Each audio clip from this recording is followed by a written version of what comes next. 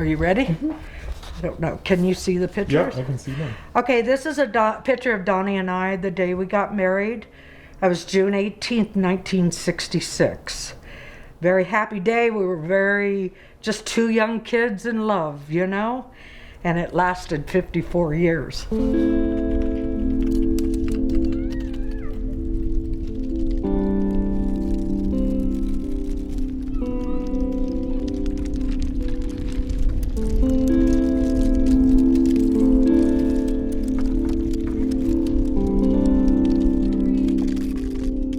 To begin with, my children were very nervous about me getting Donnie out and bringing him home because they thought that I would get infected and then we would both end up in one of those homes and die anyway.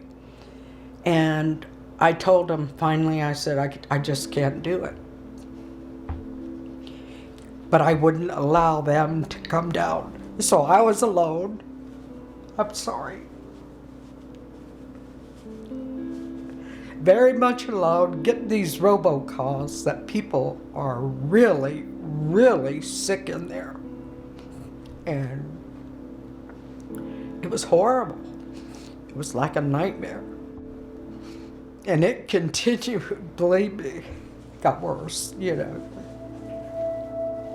This is some memories from my 50th wedding anniversary. We've got a lot of pictures in here. Family, we had family come from Missouri. All of our boys, all three of our boys were there. We were cutting the cake and he had this funny look on his face and I knew what that look meant.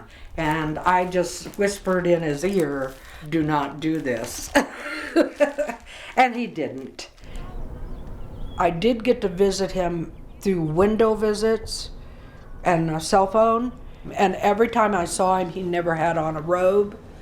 He never had on his clothes. And then on our anniversary, which was June 18th, I took him out a new robe and a furry blanket that matched so he could cover up with him and have his robe on, and a card. I put in there, which I always put on his cards, is "I love you now, forever, always, Katie." This here was a plaque that was given to us on our anniversary from dear friends of ours. It's just us, because we were always riding Donnie's motorcycle and having such a great time together.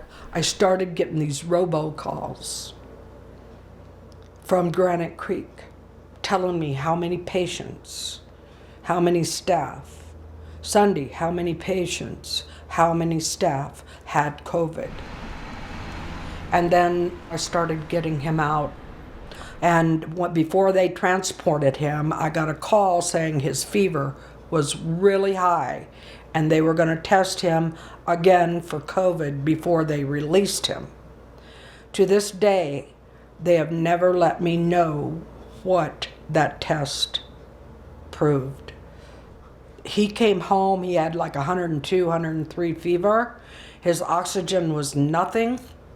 It was under 90, because I knew he was dying. When he came through the door,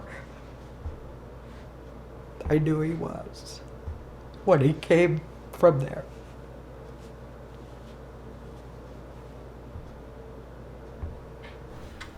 Okay, in here I have a memorial for my husband, Donnie.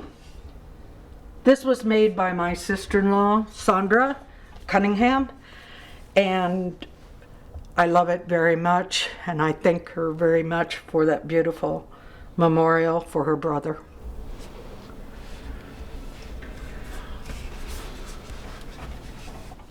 That's really probably the most unethical thing I've ever heard in my life. I just feel that doctors and nurses both give an oath and they all broke it. The bad thing about this COVID is you cannot be in there to watch your loved ones.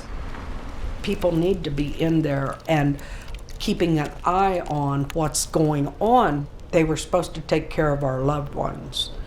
Nobody was watching them. We've lost Donnie.